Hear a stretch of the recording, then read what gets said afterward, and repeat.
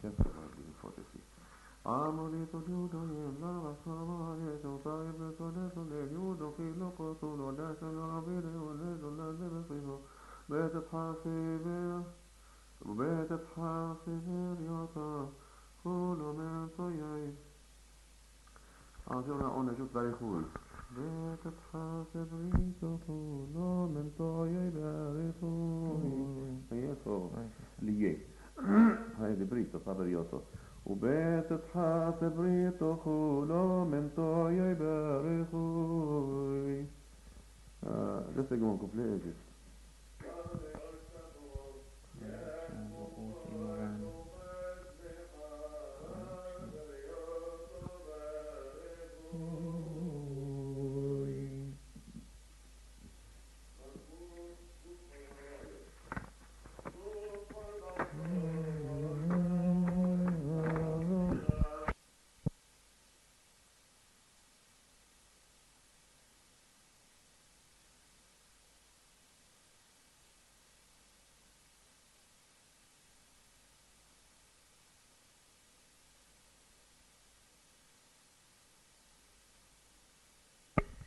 Alors nous parlons du rapport des mélodies tristes, festives, joyeuses par rapport aux modes orientaux. Ce qui correspond en général au mode mineur dans la liturgie, dans la musique occidentale. Or, comme mineur, nous avons le hajaz, le siba, le nahawant. Enfin, je ne me rappelle pas tous les modes, mais seulement tout ce qui est mineur, c'est en général pour les fêtes douloureuses. Donc, et qui correspondrait donc au hasho. Au hasho, oui.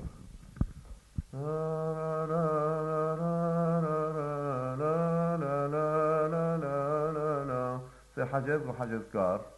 Tout ça, ce sont des mélodies de tonalité douloureuse un peu. Et maintenant, la question du joyeux. Du joyeux, tout ce qui est majeur. Tout ce qui est majeur. Rasad, Joharka, Ajam, Mahour. Quoi encore? Je me rappelle ça pour le moment. Bien. Pour ce qui est des mélodies festives, est-ce que vous croyez que c'est simplement un changement de rythme de base? Les mélodies. Je n'ai pas compris. Les mélodies festives. Qu'est-ce que vous voulez dire par Qu'est-ce qui change par rapport aux mélodies joyeuses? On sent qu'il y a quelque chose. La tournure est différente. Oui, il y a plus de mélisme. Oui, c'est ça. Le rythme est plus lent. Du moment que c'est mineur, nous savons que ça veut dire. C'est-à-dire la tierce et la sixte qui sont sixte mineur, et non pas sixte majeur. Bien, ça suffit. Et puis quelquefois la seconde augmentée aussi, ça entre dans les modes mineurs, comme hajaz. Oui. Et comme siba jawish. HK 170 suivant. Lorsque le rythme de la strophe est régulier, on peut, selon la longueur de la strophe, choisir une mélodie connue. Lorsque il s'agit d'un rythme mixte, c'est-à-dire de différentes longueurs, il faut connaître la mélodie correspondante alors.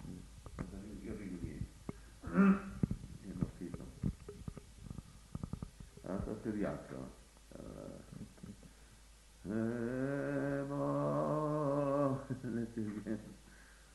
Les Chaldéens.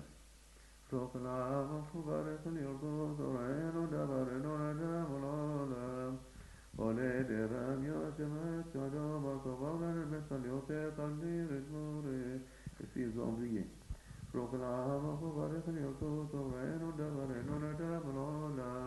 Il a oublié ça.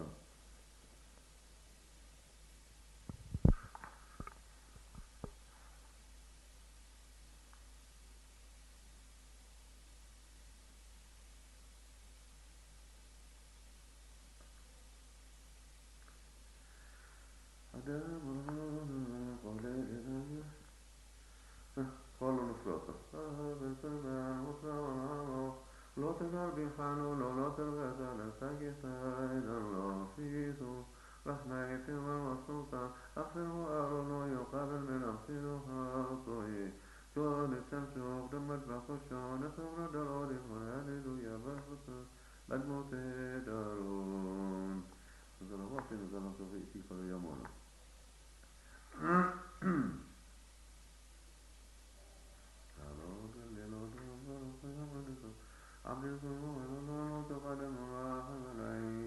Voilà la lecture. Yo yazarım karın, yo yazarım karın, vajara konu kavun yazın onlara kıyasıdan. Erol kusa. Şuf hala, şuf hala. Allez, hala, hala. C'est à dire, on peut le chanter comme ça.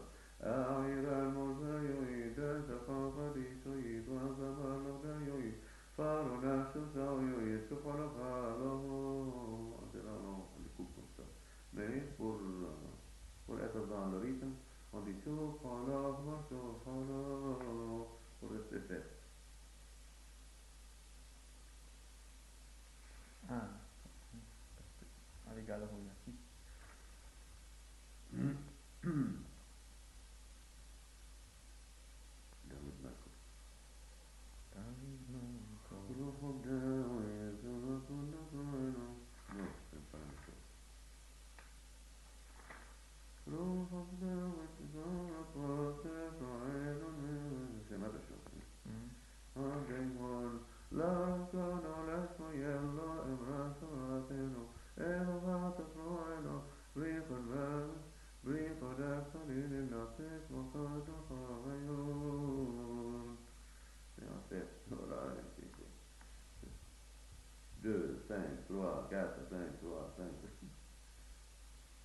مريحاول بختاره مريحاول بختاره سالم سليا وقول لما الوزن رفع ودعم كاسم نظر بصوص بعد الرشاق أتحط على شاق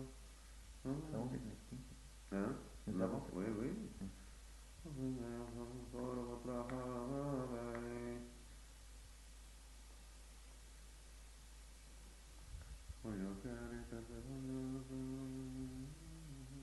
non, sérieux.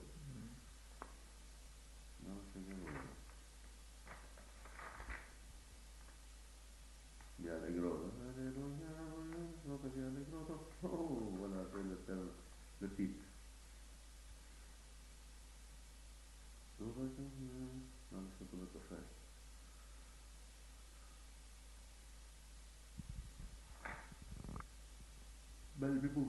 Donc vous êtes né à... Ah, pour moi. Oui. Je suis né à Mouradiye, Touh Kesserwan. C'est l'enregistre 1, 2, 3, oui. Je suis né à Mouradiye, Touh Kesserwan, Liban. Plus loin de Razir, au-dessus de Jouni. Oui. C'est un tout petit village. Mon père s'appelait Fares Mourad. C'était un leader. C'était le professeur de sa béatitude du patriarche Arida en 1872 jusqu'à 1875. Il était un des 3 seulement au Liban qui était désigné au ministère de l'éducation nationale. Ah, oui. Il n'y avait que 3 au Liban. Mon père ne parlait pas l'arabe vulgaire, il parlait uniquement l'arabe littéraire. Il était assez savant, surtout au point de vue langue. Et il avait la vocation sacerdotale, c'est pourquoi il s'est marié à l'âge de 59 ans, après avoir élevé ses frères. C'est lui qui était l'aîné, et c'est lui qui pouvait avoir de l'argent pour la famille.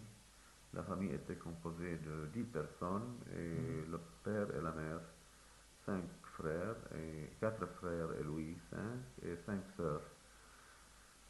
Et comme c'était Louis seul qui était l'homme cultivé dans la famille, alors c'est lui qui était le professeur dans les écoles du gouvernement. Et il avait un bateau. Il a visité le monde entier. Il a reçu de sa sainteté le pape Pie X une grande médaille de mérite parce que il a été le pionnier de trouver l'image de Saint Jean Maron et sa vie, et il a formé une association de Saint Jean Maron. Il était le président. Il avait à peu près 8000 associés aux États-Unis et au Canada. Et à l'âge de 59 ans, après avoir renoncé à la vocation sacerdotale, il s'est marié. Et maman est du même village, Moradégué. Notre famille est reconnue par la beauté de voix. Tout le monde de la famille, surtout de notre branche à nous, ont de très belles voix. Par exemple, moi, mon père, ma soeur et ma maman. Et en Amérique, j'ai une cousine maternelle qui est reconnue comme la plus grande vedette de voix orientale. On l'appelle là-bas Kalsoum al-Mahshar, c'est-à-dire la vedette Kalsoum à l'étranger. J'ai fait sa connaissance il y a 10 ans parce qu'elle est née en Amérique et j'ai remarqué qu'elle a une voix extraordinaire. Le chant syriaque, vous l'avez appris Le, comment le chant premier syriaque, contact? lorsque je suis venu à la vie religieuse de notre ordre antonin, j'ai fait la connaissance d'un très vieux père qui était très compétent dans cette matière. Il Ça, s'appelle, c'est important. il s'appelle le père Emmanuel Babdadi. Il a été le pionnier pour trouver, pour créer l'école, l'école de l'ordre antonin à Marchaillan, ici, dans ce couvent. Avant lui, il n'y avait pas d'école. C'est-à-dire, le religieux apprenait comme il pouvait la théologie et un petit peu de philosophie, et il se faisait prêtre. Alors que lui, c'est lui qui a créé le collège à Marchaillan. Et à partir de lui, que les religieux ont commencé à avoir assez de connaissances, que ce soit euh, culturelles et puis connaissances théologiques et philosophiques. Oui. Et il était très calé dans les airs syriaques. Il a vécu 90 ans et il nous racontait qu'il était à la recherche de tous les airs syriaques dans la mesure de son possible. Il a fini par acquérir et trouver les airs à Alep d'un certain monsieur Émile Botok, qui était très connu en musique orientale, et certainement d'autres. Et nous savons que Alep est une ville conservatrice des airs syriaques parce que l'office était très maintenu dans cette grande ville de Syrie. Lui avait une mémoire prodigieuse. Lorsqu'il apprenait un air syrien, eh bien, ce mode est certainement conservé chez lui. Et moi, comme j'étais très curieux, j'ai appris de lui tous ces airs. Et les vieux pères de la communauté religieuse de mon ordre ont aussi appris de lui. Et moi, j'avais beaucoup de contacts avec cet air.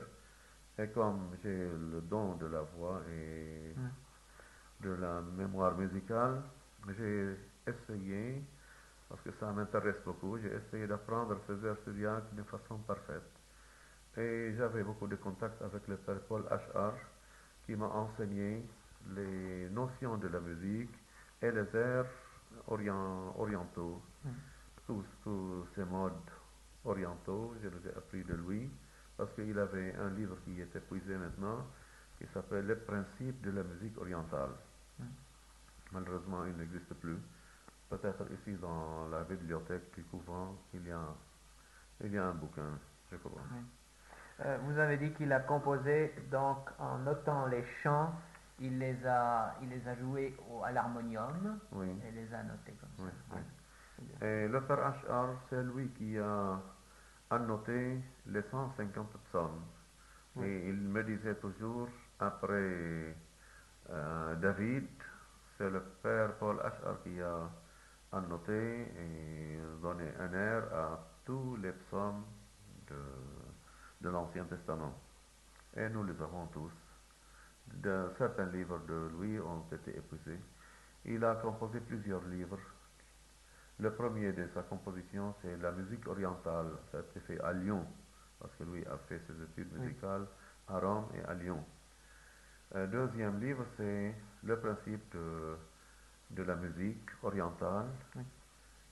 Troisième livre, c'est le cantique, un, un répertoire de tous les cantiques que nous avons dans notre rite maronite.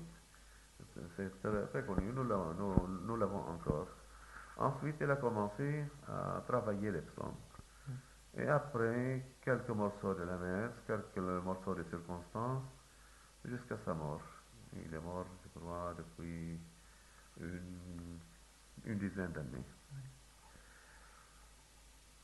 Et Vous- moi, j'ai poussé un peu mes études, soit à l'université Saint-Joseph, soit à l'Académie des Beaux-Arts. Mon professeur était M. Robillard, l'organiste de l'université Saint-Joseph. oui.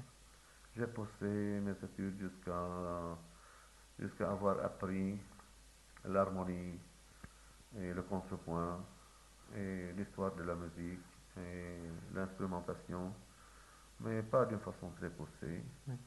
Mais ce qui est étonnant chez vous, me semble-t-il, n'est-ce pas, cette musique européenne, alors que vous l'avez apprise quand même, vous avez chanté plusieurs oratorios, il y a quand même votre mémoire musicale qui est restée orientale. Oui, Euh, Ça, je trouve merveilleux parce que, par exemple, vous avez le mi trois quarts que vous chantez absolument toujours très net, n'est-ce pas? Et c'est le fait chez beaucoup qui ont appris donc en Europe. Ensuite, ils n'ont plus cette mémoire musicale, donc ils la perdent, n'est-ce pas? et parce que dans notre famille, dans mon village, euh, depuis que j'ai vu le jour, à, à partir du moment où j'ai commencé à comprendre et à écouter, à suivre un peu, j'avais une oreille très fine et il suffit d'entendre un morceau, immédiatement c'est appris. Oui, oui, Par exemple, le père Ash'ar, à un moment donné, il était en train de composer un psaume, d'annoter un psaume. Nous avons terminé le psaume ensemble. Je l'ai chanté comme il l'a composé. Et lui-même, sans l'harmonium, ne pouvait pas le chanter. Et il était ébahi, il me disait, comment vous avez appris avant moi, et moi qui ai composé l'air. Je lui ai dit, je ne sais pas, j'ai une facilité prodigieuse. Alors maintenant, je ne l'ai plus. Je suis tellement fatigué. J'ai donc déjà pour vous, 60 ans. c'était le texte. Vous aviez le texte devant vous et selon ce texte, vous pouviez inventer une mélodie. C'est bien ça? Oui, oui, j'ai une facilité d'improviser. C'est ça. Parce que les vers orientaux Oui. sont innés en moi. Et immédiatement, Les makam, oui. oui, le makam, j'improvise facilement, Très bien. Oui. sans sortir du, du, du sujet, sans sortir de l'ambiance de l'air. Oui. Maintenant, j'ai encore une question concernant la transmission, la tradition du chant chez les Antonins en général. Oui. Et cette Euh, tradition a été bien conservée.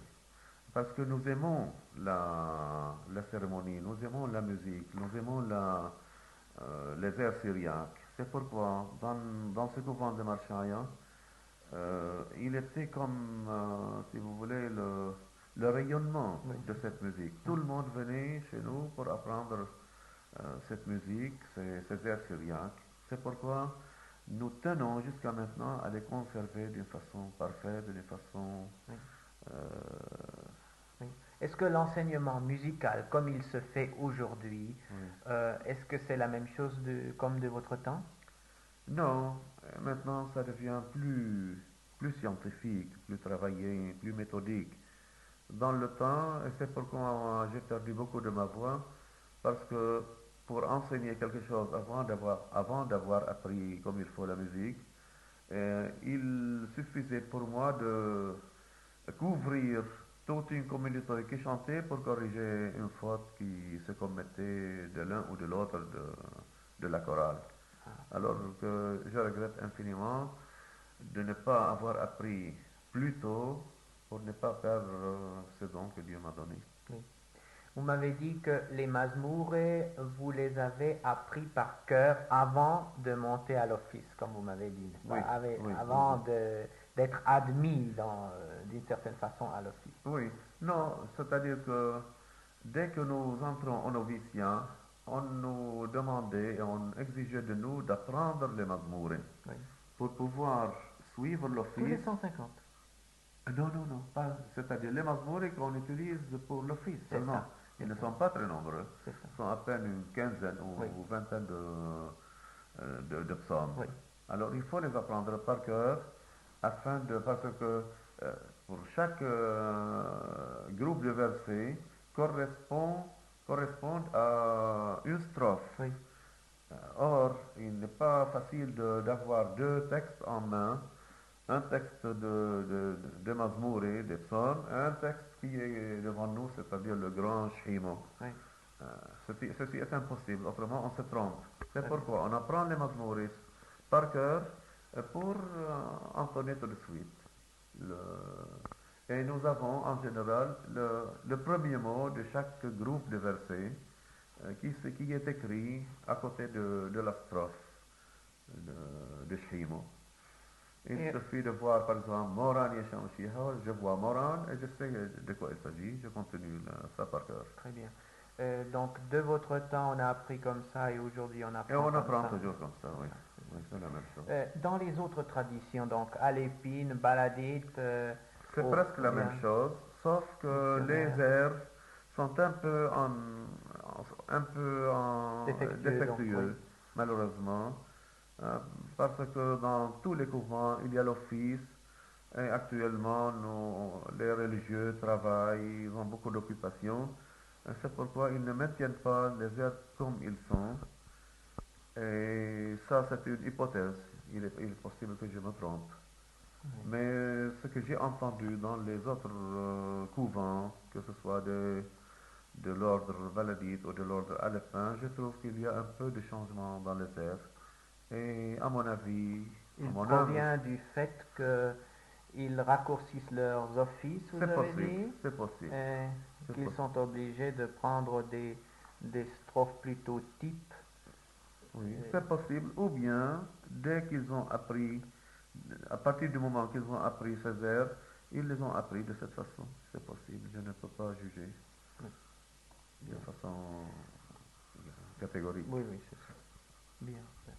Parce que moi, personnellement, je pense qu'il est possible qu'il y ait même chez eux quelques vieux pères, vous voyez, qui Oui. ont conservé quelques mélodies qui sont absolument valables. Mais, oui, certainement, mais je trouve que c'est toujours cette grande rapidité dans le chant qui, malheureusement, Oui. diminue la valeur Oui, du morceau, c'est du chant. Et moi, j'ai vécu avec eux, j'en ai gagné beaucoup, mais j'ai remarqué ceci, cette petite déviation.